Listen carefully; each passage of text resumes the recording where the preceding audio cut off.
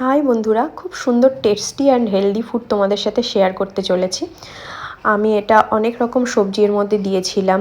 পেঁয়াজ, tomato, broccoli, piece, beans, গাজর সব কিছু ছিল এর মধ্যে, অনেক রকম সবজি। আমি জাস্ট 2 চামচ সাদা তেল নিয়েছিলাম।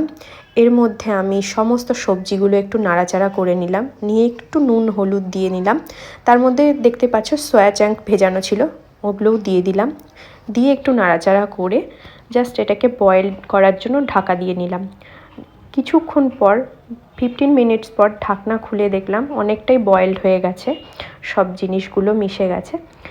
তারপরে আমি একটু খুলে হালকা 1 চিমটি চিনি দিয়ে একটু নাড়াচাড়া করলাম।